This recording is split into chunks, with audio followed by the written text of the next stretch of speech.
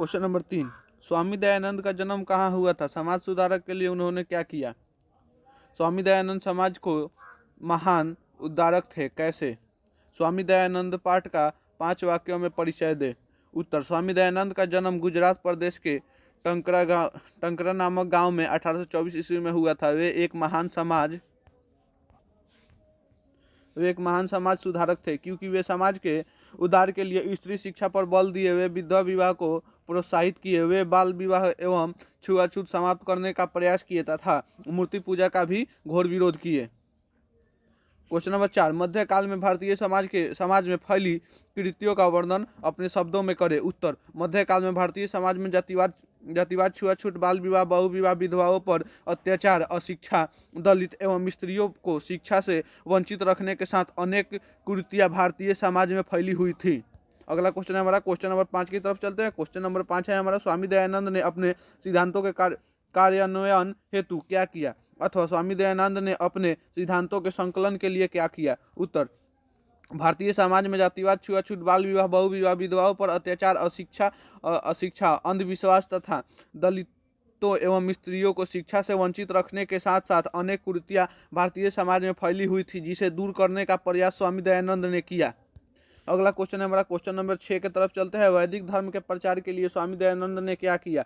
उत्तर, वैदिक धर्म और सत्य के प्रचार के लिए स्वामी दयानंद ने अपना पूरा जीवन समापित कर दिया। वे वेदों का अध्ययन करके सत्य का प्रचार करने के लिए वेदों के उपदेशों को संस्कृत एवं हिंदी में लिखे।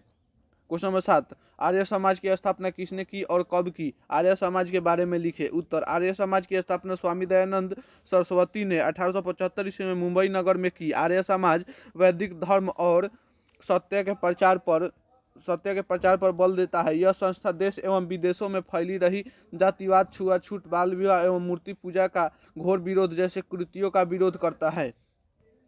पाठ 10, मंदाकिनी वर्णनम। क्वेश्चन नंबर 1, मंदाकिनी की शोभा का वर्णन किस रूप में किया गया है? चित्रकूट की गंगा की शोभा का वर्णन अपने शब्दों में करें। मंदाकिनी का वर्णन अपने शब्दों में करें। मंदाकिनी वर्णन पाठ का 5 वाक्यों में परिचय दे। मंदाकिनी नदी का वर्णन अपने शब्दों में करें। अथवा अति संक्षेप में मंदाकिनी नदी का वर्णन करें। उत्तर, वनवास काल में जब राम, सीता और लक्ष्मण के साथ चित्रकूट जाते हैं, तब चित्रकूट के निकट बहने वाली मंदाकिनी नामक छोटी नदी की प्राकृतिक सुषमा से प्रभावित हो जाती है। राम सीता से कहते हैं कि यह नदी प्राकृतिक संपदाओं से घिरी होने के कारण मन को आकर्षित करती है। रंग बिरंगी छटा वाली यह हंसों द्वारा सुशोभित है। इसके निर्मल जल में ऋषिगण स्नान करते हैं एवं सूर्य को अर्घ्य देते हैं। अगला क्वेश्चन है हमारा क्वेश्चन नंबर 2 के तरफ चलते हैं। क्वेश्चन नंबर 2 है, मंदाकिनी वर्णन से हमें क्या संदेश मिलता है? उत्तर, मंदाकिनी वर्णन वाल्मीकि रामायण के अयोध्या कांड के 95 सर्ग से संकलित है। इससे हमें यह संदेश मिलता है कि प्रकृति हमारे मन को आकर्षित कर लेता है, इसलिए प्रकृति की सुरक्षा के लिए हमें विशेष रूप से ध्यान देना चाहिए। क्वेश्चन नंबर 3, मनुष्य का प्रकृति से क्यों लगाव रखना चाहिए? उत्तर, प्रकृति ही मनुष्य को पालती है, इसलिए प्रकृति को शुद्ध होना चाहिए। यह महर्षि वाल्मीकि प्रकृति के यथार्थ रूप का वर्णन करके मनुष्य को प्रकृति से लगाव रखने का संदेश देते हैं। इससे हमारा जीवन सुखमय एवं आनंदमय होता है।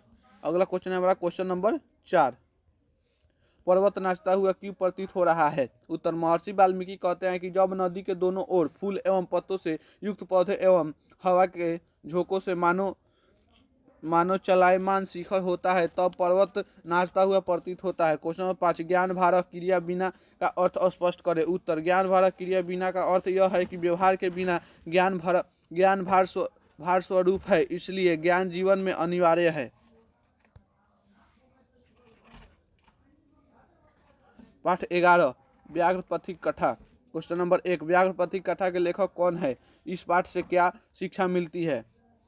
व्याघ्रपथी कथा कहाँ से लिया गया है? इसके लेखक कौन है तथा इससे क्या शिक्षा मिलती है? व्याघ्रपथी कथा से क्या शिक्षा मिलता है? व्याघ्रपथी कथा में मूल संदेश क्या है? व्याघ्रपथी कथा के संक्षेप में अपने शब्दों में लिखिए।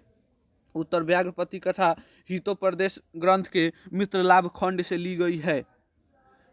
इसके लेखक नारायण पंडित हैं। इस कथा में एक बूढ़ा बाघ लोभी पतिका को फंसाने के लिए हाथ में एक सोने का कंगन लेकर तालाब के तह पर पुकारता है, पथिक इस स्वर्ण कंगन को तालाब में स्नान करके ग्रहण करो। यह बात सुनकर पथिक बाघ के जल में फंस जाता है और जैसे तालाब में स्नान करने के लिए प्रवेश करता है वैसे ही महाकीचड़ में फंस जाता है। तब बाघ उसे पकड़ लेता है और मारकर खा जाता है। इस पाठ से हमें यह शिक्षा मिलती है कि लोभ का परिणाम विनाशकारी होता है। क्वेश्चन नंबर 2 है हमारा, व्याघ्र कथा के आधार पर बताए कि दान किसको देना चाहिए अथवा किसको दान देना चाहिए। इसका उत्तर है, इस पाठ के आधार पर दान गरीबों को देना चाहिए। जो आप पर उपकार नहीं किया हो उसे भी दान देना चाहिए, क्योंकि औषधि रोगियों का सहायक होता है, निरोगियों का नहीं। क्वेश्चन नंबर 3, सात्विक दान क्या है? पठित पाठ के आधार पर उत्तर दे। उत्तर, सात्विक दान स्थान, समय एवं उचित व्यक्तियों का विचार करके दिया गया दान सात्विक दान कहलाता है, अथवा सात्विक दान देश काल स्थान एवं पात्र को ध्यान में रखकर दिया गया दान सात्विक दान कहलाता है। क्वेश्चन नंबर 4, पथिक वृद्धि बाघ की बातों में क्यों आ गया अथवा सोने के कंगन को देखकर पथिक ने क्या सोचा? उत्तर, पथिक ने बुढ़ा बाघ द्वारा सोने के कंगन की बात सुनकर सोचा कि ऐसा भाग्य से ही मिलता है, लेकिन अपने मन में सोचा कि जिस कार्य में खतरा हो उसे नहीं करना चाहिए। फिर वह लोभ में आकर सोचा कि धन कमाने के कार्य खतरा तो होते ही हैं। इस तरह पथिक लोभ में आकर बुढ़ा बाघ की बातों में आ गया। क्वेश्चन नंबर 5, बुढ़ा बाघ ने पथिक को फंसाने के लिए किस तरह का भेष रचाया? बाघ ने पथिक को पकड़ने के लिए क्या चाल चली? बुढ़ा बाघ पथिक को पकड़ने में कैसे सफल हुआ था? धार्मिक व्यक्तियों ने वृद्धि बाघ को क्या उपदेश दिया था? अथवा बाघ ने स्वयं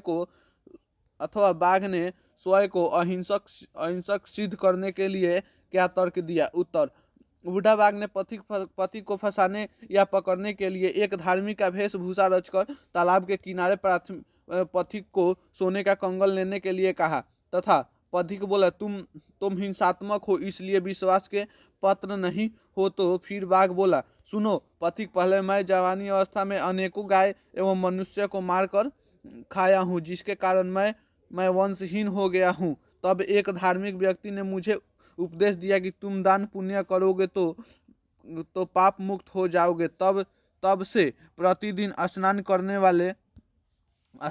वाले व्यक्तियों को दान के रूप में सोने का कंगन देता हूँ। इस बात को सुनकर पथिक बाघ के जाल में फंस गया। इस प्रकार बाघ पथिक को पकड़ने में सफल हुआ। क्वेश्चन नंबर 6, आयुर्वेद के प्रमुख ग्रंथ कौन कौन है? उत्तर, आयुर्वेद के प्रमुख चरकर संहिता एवं सुश्रुत संहिता 2 ग्रंथ है। 7वां, उपनिषद ग्रंथ का मूल उद्देश्य क्या है? उत्तर, उपनिषद ग्रंथ का मूल उद्देश्य यह है कि गरीबों को धन एवं रोगियों को दवा देना उचित उपकार है। पाठ 12 कर्णस्य दान वीरता। क्वेश्चन नंबर 1, कर्णस्य दान वीरता पाठ के आधार पर दान के महत्व का वर्णन करें। कर्णस्य दान वीरता पाठ के आधार पर दान की महिमा का वर्णन करें। कर्णस्य दान वीरता पाठ के आधार पर दान की विशेषताओं का वर्णन करें। उत्तर, कर्ण जब कवच और कुंडल इंद्र को दान में देने लगता है तब शल्यकर्ण को रोकते हैं। इस पर कर्ण दान की महिमा, विशेषता या महत्व बतलाते हुए कहते हैं कि दान ही मनुष्य का सर्वश्रेष्ठ गुण है, क्योंकि दान ही स्थिर रहता है, जबकि भिक्षा समय के साथ समाप्त हो जाता है, वृक्ष भी नष्ट हो जाता है और जलाशय भी सूख जाती है, लेकिन दिया गया दान कदापि समाप्त नहीं होता है। क्वेश्चन नंबर 2, कर्ण की दानवीरता का वर्णन अपने शब्दों में करें। कर्ण से दानवीरता पाठ का 5 वाक्यों में परिचय दे। कर्ण के कवच और कुंडल की विशेषताएं क्या थी? उत्तर, कर्ण सूर्य का पुत्र था, उसे जन्म से ही कवच और कुंडल प्राप्त था। कर्ण के कवच और कुंडल की विशेषता यह था कि जब तक उसके शरीर पर कवच और कुंडल रहेगा तब तक दुनिया की कोई भी शक्ति उसे मार नहीं सकता। फिर भी वह अपना कवच और कुंडल इंद्र के मांगने पर दान कर दिया। क्वेश्चन नंबर 3, कर्ण अस्य दानवीरता पाठ के नाटककार कौन है? कर्ण किनका पुत्र था और उन्होंने इंद्र को दान में क्या दिया? दानवीर कर्ण ने इंद्र को दान में क्या दिया? 3 वाक्यों में उत्तर दे। उत्तर, कर्ण अस्य दानवीरता पाठ के नाटककार भास है। कर्ण कुंती का पुत्र था तथा दानवीर कर्ण ने इंद्र को दान में अपना कवच और कुंडल दिया। क्वेश्चन नंबर 4 की तरफ चलते हैं। अगला क्वेश्चन है हमारा क्वेश्चन नंबर 4, कर्ण को चारित्रिक विशेषताओं का वर्णन करें। कर्ण कौन था, उसकी क्या विशेषता थी, अथवा दानवीर कर्ण के चरित्र पर प्रकाश डाले। उत्तर, कर्ण कुंती का पुत्र था, वह सत्यवादी और मित्र का विश्वास पात्र था, इसलिए महाभारत के युद्ध में उसने कौरव पक्ष से युद्ध की। उसके शरीर पर जन्मजात कवच कुंडल विद्यमान था। जब तक कवच और कुंडल उसके शरीर में अलग नहीं होता तब तक कर्ण का मृत्यु असंभव था। क्वेश्चन नंबर 5, कर्ण से दानवीरता पाठ के आधार पर इंद्र के चारित्रिक की विशेषताओं को लिखे। उत्तर, इंद्र स्वर्ग का राजा है। उसने महाभारत में अपने पुत्र अर्जुन को विजय दिलाने के लिए ब्राह्मण का रूप धारण करके छल से कर्ण का कवच कुंडल दान में मांग लेता है ताकि युद्ध में अर्जुन कर्ण से जीत जाए। क्वेश्चन नंबर 6, कर्ण अस्य दानवीरता पाठ से हमें क्या शिक्षा मिलती है? उत्तर, इस पाठ से हमें यह शिक्षा मिलती है कि दान ही मनुष्य का सर्वश्रेष्ठ गुण है, क्योंकि दान ही स्थिर रहता है, जबकि शिक्षा समय के साथ समाप्त हो जाता है। वृक्ष भी नष्ट हो जाती है और जलाशय भी सूख जाती है, लेकिन दिया गया दान कभी समाप्त नहीं होता। पाठ 13, विश्व शांति। विश्व शांति पाठ का 5 वाक्यों में परिचय दे। विश्व शांति पाठ का मुख्य उद्देश्य क्या है? विश्व शांति पाठ से हमें क्या शिक्षा मिलती है? विश्व में शांति कैसे स्थापित हो सकती है? विश्व शांति के लिए हमें क्या करना चाहिए? सभी जनों की देशभक्ति कैसी होनी चाहिए? उत्तर, विश्व शांति पाठ से हमें यह शिक्षा उद्देश्य मिलती है कि विश्व में शांति स्थापित करने के लिए पूरे विश्व के लोगों को अपना परिवार समझाना चाहिए। विश्व में दया और मित्रता के भावना से ही शांति स्थापित हो सकती है, इसलिए विश्व में शांति बनाए रखने के लिए दूसरे देशों को संकट के समय मदद करनी चाहिए। क्वेश्चन नंबर 2, विश्व अशांति का क्या कारण है? अशांति के मूल कारण क्या है? उत्तर है हमारा, उत्तर, वास्तव में अशांति के 2 मूल कारण हैं। द्वेष और असहिष्णुता। एक देश दूसरे देश की उन्नति को देखकर जलते हैं और उस देश की उन्नति को नष्ट करने का प्रयास करते हैं। इस तरह विश्व में अशांति फैली हुई है। संसार में अशांति कैसे नष्ट हो सकती है? उत्तर, संसार में अशांति के 2 मूल कारण हैं। देश और असहिष्णुता, जिसका नष्ट करुणा और मित्रता से की जा सकती है और संसार में शांति लाई जा सकती है। क्वेश्चन नंबर 4, वर्तमान में विश्व की स्थिति का वर्णन करें। उत्तर, वर्तमान में विश्व के सभी देशों में अशांति और कलह छाए हुए हैं। तो कुछ देश में आंतरिक समस्याएं हैं, तो कुछ देशों में शीत युद्ध चल रहा है। पूरे विश्व में अशांति के कारण मानवता का विनाश हो रहा है। क्वेश्चन नंबर 5, विश्व शांति पाठ के आधार पर उदार हृदय पुरुष का लक्षण बताएं। उत्तर, विश्व शांति पाठ के आधार पर उदार हृदय पुरुष का लक्षण यह है कि वह किसी भी व्यक्ति को पराया नहीं समझता है और इसके लिए सारी धरती ही परिवार है। क्वेश्चन नंबर 6, राष्ट्र संघ की स्थापना का उद्देश्य स्पष्ट करें। उत्तर, विश्व में शांति बनाए रखने के उद्देश्य से 10 जनवरी 1920 को राष्ट्रीय संघ की स्थापना की गई। क्वेश्चन नंबर 7 है हमारा, विश्व शांति का सूर्योदय कब होता अथवा विश्व शांति के सूर्योदय का पता कैसे चलता है? उत्तर, जब विभिन्न देश संकट की घड़ी में एक दूसरे देशों की सहायता करते हैं तब विश्व शांति का सूर्योदय होता है। क्वेश्चन नंबर 8, हर परिस्थिति में धर्म को ही रक्षा क्यों करनी चाहिए? उत्तर, धर्म की रक्षा सत्य से ही होती है, इसलिए हर परिस्थिति में सत्य की रक्षा करने के लिए धर्म की रक्षा करनी चाहिए। पाठ 14 है हमारा, पाठ 14, शास्त्रकारा। क्वेश्चन नंबर 1, शास्त्र मनुष्य को किन किन चीजों का बोध करता है? शास्त्र मन वैभव की शिक्षयति। उत्तर, शास्त्र मनुष्य को कर्तव्य एवं अकर्तव्य का बोध कराता है। शास्त्र ज्ञान का शासक है, जबकि सुकर्म दुष्कर्म सत्य असत्य आदि की जानकारी शास्त्र से ही मिलती है। क्वेश्चन नंबर 2, भारतीय शास्त्रकारों का परिचय दे। वेदांग या वेदांगों कितने हैं? सभी का नाम लिखे। वेदांग के अध्ययनों तथा उसके प्रवर्तकों के नाम लिखे। वेदांग कितने हैं? उनके प्रवर्तकों एवं शास्त्रों के नाम लिखे। वेदांगनों एवं उनके रचनाकारों का नाम लेख करके अथवा भारतीय दर्शन शास्त्र एवं उनके प्रवर्तकों की चर्चा करें। उत्तर वेदांग 6 है। पहला शिक्षा इसका प्रवर्तक प्राणिनि है। कल्प इसका प्रवर्तक गौतम भारद्वाज बौद्धयन एवं विशिष्ट है। तीसरा व्याकरण इसका प्रवर्तक पाणिनि है। चौथा निरुक्त इसका प्रवर्तक यास्क है। पांचवा छंद इसका प्रवर्तक पिंगल है। छठा ज्योतिष इसका प्रवर्तक लगधार है। क्वेश्चन नंबर 3 कल्प ग्रंथि के प्रमुख रचनाकारों का नाम लेख करें। उत्तर कल्प ग्रंथि के प्रमुख रचनाकार गौतम भारद्वाज बौद्धयन एवं विशिष्ट हैं। क्वेश्चन नंबर 4 ज्योतिष शास्त्र के अंतर्गत कौन कौन शास्त्र हैं तथा उनके प्रमुख ग्रंथ कौन से हैं। उत्तर ज्योतिष शास्त्र के अंतर्गत खगोल विज्ञान एवं गणित शास्त्र तथा उनके प्रमुख ग्रंथ अर्थ महियनामा और बृहत संहिता है। क्वेश्चन नंबर 5 शास्त्रकारा पाठ में किस विषय पर चर्चा की गई है। उत्तर शास्त्रकारा पाठ में भारतीय शास्त्रों, प्राचीन परंपराओं, उसकी महत्ता, भारतीय वैज्ञानिकों, दार्शनिकों तथा उनकी पुस्तकों की चर्चा की गई है। क्वेश्चन नंबर 6 शास्त्रकारा पाठ के आधार पर संस्कृत की विशेषता बताएं। इसका उत्तर हो जाएगा हमारा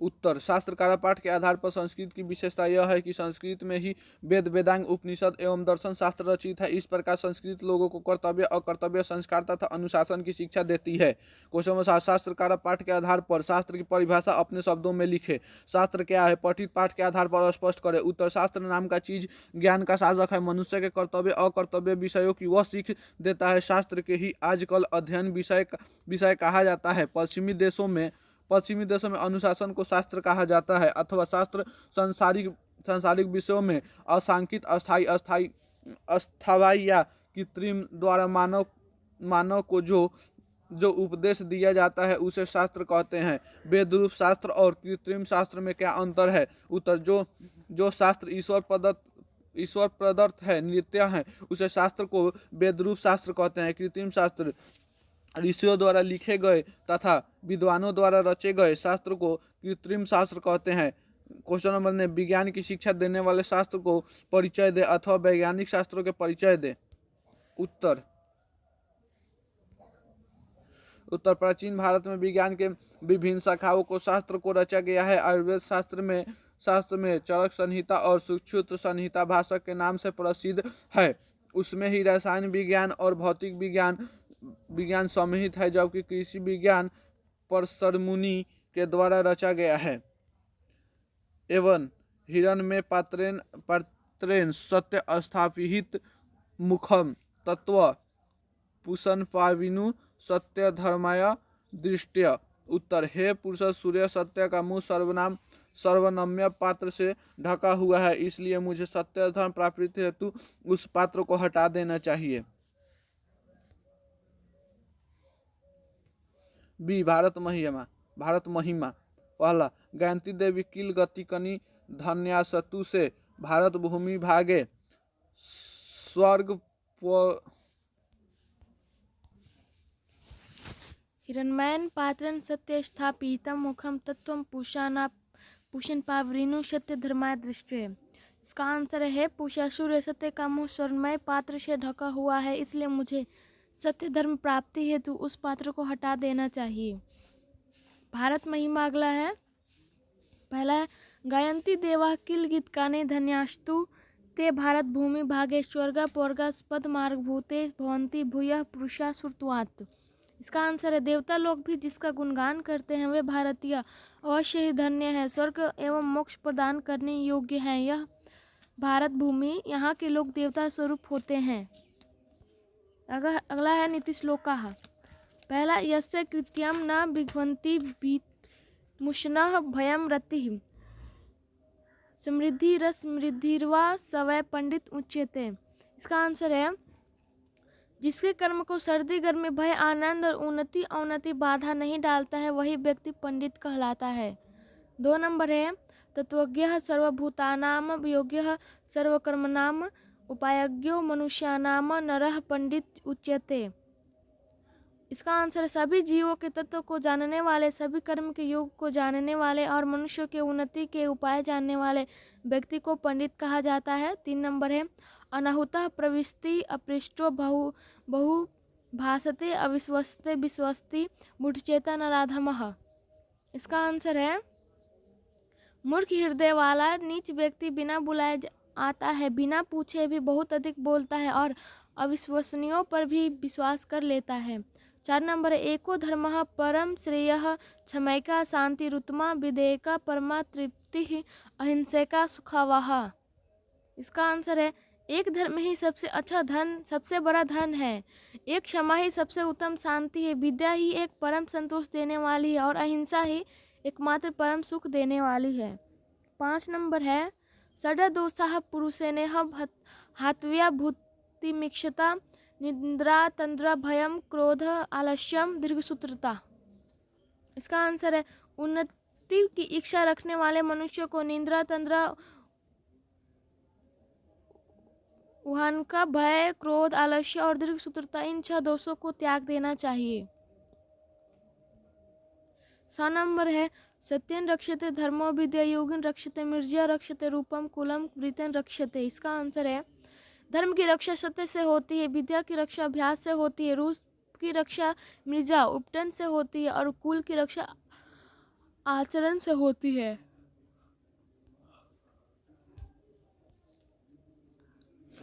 7 नंबर है सुलभः पुरुषा राजन सतन्तः प्रियवादिनः अभियस्तु पथ्यस्य वक्ता श्रोता च दुर्लभ।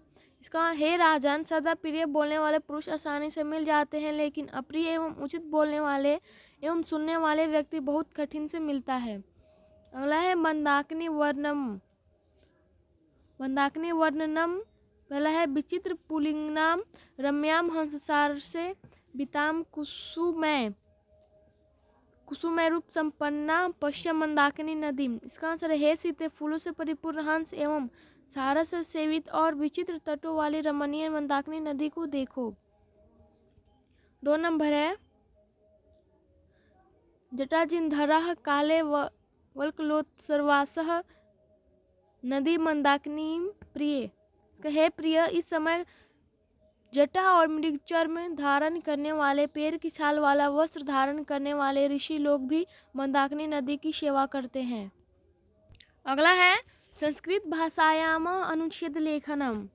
हिमालय पहला हिमालय पर अनुच्छेद है संस्कृत भाषा में, आप लोग देख लीजिए। दूसरा क्रीडनम, तीसरा शरद ऋतु, शरद ऋतु पर संस्कृत में अनुच्छेद है। 4 नंबर दुर्गा पूजा पर, 5 नंबर वर्षा ऋतु, 6 नंबर गंगा, 7 नंबर अस्माकं विद्यालयम,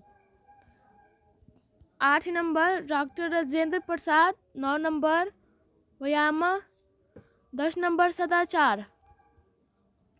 आप लोग देख लीजिए। 11 नंबर गौ, 12 नंबर छात्र जीवन, 13 नंबर भारतवर्ष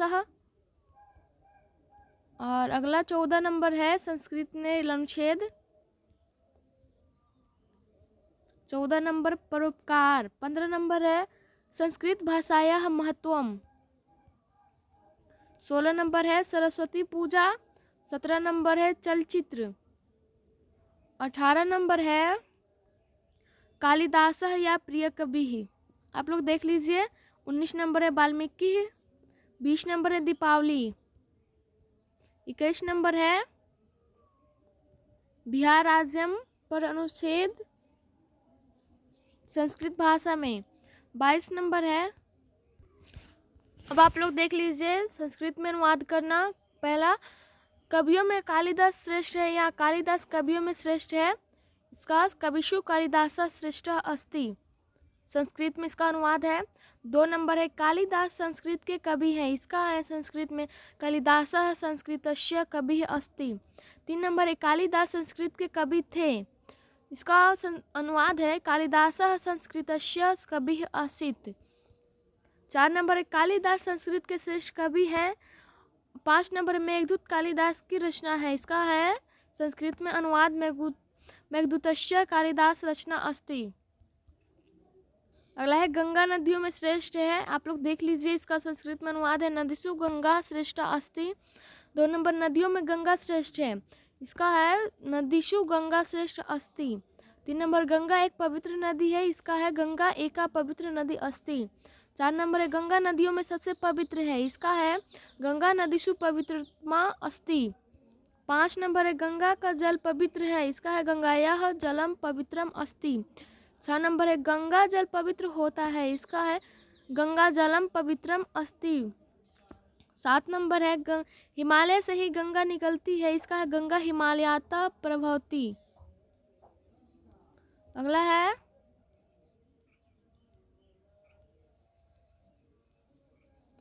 अगला है 9 नंबर हिमालय पहाड़ से गंगा निकलती है, इसका हिमालय पर्वतात गंगा निःसरति। 10 नंबर हिमालय पर्वतों का राजा है, इसका संस्कृत है हिमालय पर्वत नाम राजा अस्ति। 11 नंबर है पर्वतों में सबसे ऊंचा हिमालय है, इसका है पर्वतेषु हिमालय उच्चतमः। 12 नंबर है अपने मित्रों के साथ प्रतिदिन गंगा स्नान करता हूँ, इसका है सौ मित्र है सब प्रतिदिन गंगा स्नानम करोमि। 13 नंबर है पटना गंगा नदी के किनारे बसा है, इसका है पाटलिपुत्रम गंगायाः नदा तटे अवसत। 14 नंबर है पटना गंगा के किनारे है, इसका है पाटलिपुत्रम गंगायाः तटे अवस्थितः अस्ति।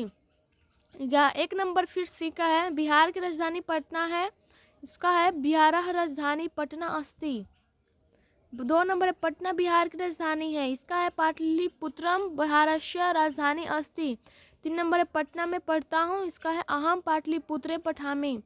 4 नंबर है वह कल पटना जाएगा, इसका है सह सोह पटना गमिष्यति। 5 नंबर है तुम पटना गए हो, इसका है किम तवम पटना गतवान असि। 6 नंबर है पटना का गोलघर प्रसिद्ध है, इसका है पाटलिपुत्रस्य गोलगृहम प्रसिद्धम अस्ति। 7 नंबर है पटना का गोलघर बहुत पुराना है, इसका आंसर इसका है पाटलिपुत्रस्य गोलगृहम अति प्राचीनम अस्ति। 8 नंबर पटना का संग्रहालय दर्शनीय है, इसका है पाटलिपुत्रस्य संग्रहालय दर्शनीय अस्ति।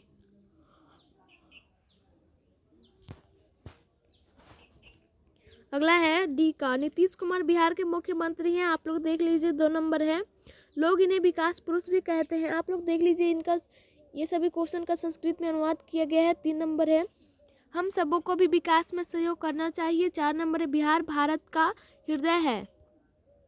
5 नंबर है यह एक प्राचीन नगर है। अगला है ई का जनकपुर के राजा थे। 2 नंबर है राजा दशरथ के 4 पुत्र हैं। 3 नंबर है दशरथ जनकपुरस्य राजा आशित। 4 नंबर है राजा दशरथ के 4 पुत्र थे।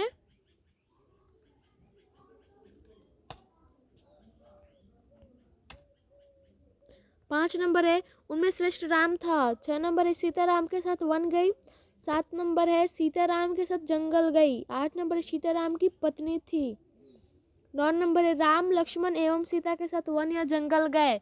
10 नंबर है राम पिता के साथ घर गया। 11 नंबर है राम कान से बहरा है। 12 नंबर राम एक छात्र है। 13 नंबर तुम सफल छात्र हो। 14 नंबर राम स्वभाव से सज्जन है। 15 नंबर तुम्हारा क्या नाम है। 16 नंबर वह मेरे साथ पढ़ता है। 17 नंबर मैं इतिहासम पठामी। 18 नंबर हम सब शिक्षक से पढ़ते हैं। 19 नंबर है मैं शिक्षक हूँ। 20 नंबर मेरे विद्यालय में 11 शिक्षक हैं। 21 नंबर मैं घर से आता हूँ। 22 नंबर छात्रों को परिश्रम से पढ़ना चाहिए। 23 नंबर है परिश्रम के बिना विद्या नहीं होती। 24 नंबर है मैं प्रतिदिन विद्यालय जाता हूँ। 25 नंबर है परिश्रम के बिना सुख नहीं है। 26 नंबर है वह पढ़ने में तेज है। 27 नंबर है हमारा देश भारत है। अगला है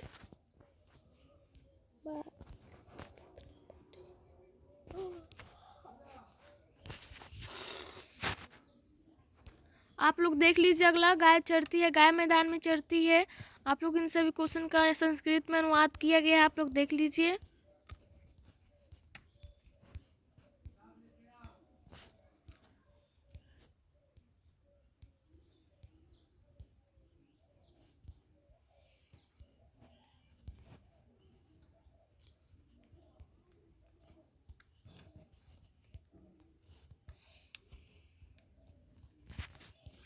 अगला है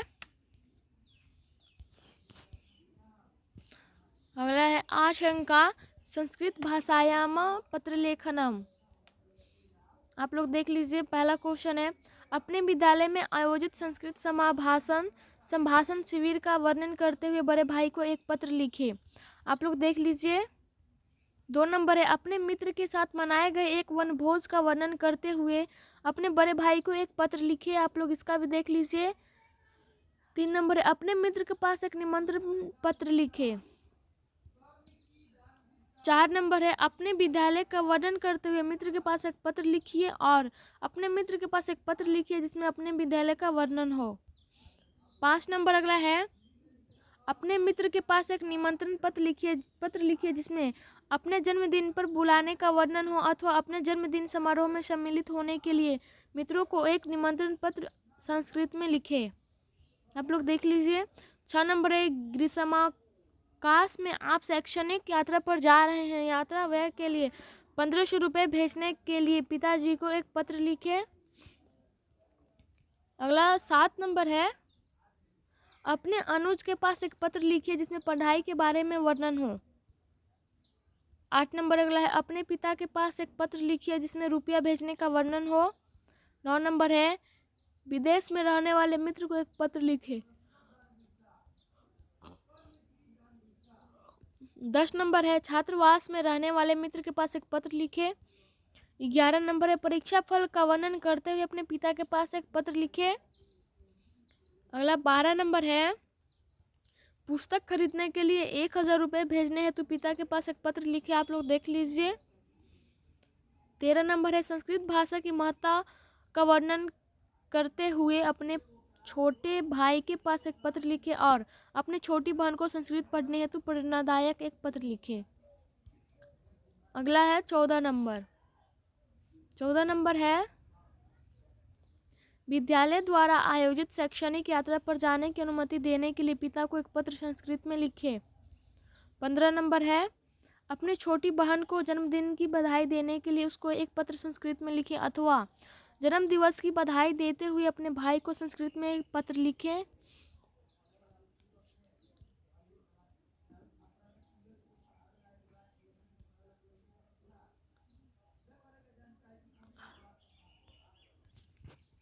एक नंबर अगला है, अपने मित्र के विवाह में सम्मिलित होने हेतु 2 दिनों के अवकाश के लिए प्रधानाध्यापक को एक आवेदन पत्र लिखे। 2 नंबर है, अपने मित्र के पास एक पत्र लिखे जिसमें विद्यालय का वर्णन हो। 3 नंबर है, अपने साथियों के साथ विद्यालय परिसर में सफाई कार्यक्रम चलाने हेतु अनुमति प्रदान के लिए प्रधानाध्यापक को एक आवेदन पत्र लिखे। 4 नंबर है, विद्यालय परित्याग पत्र के लिए प्रधानाचार्य के पास एक आवेदन पत्र लिखिए। 5 नंबर अगला है,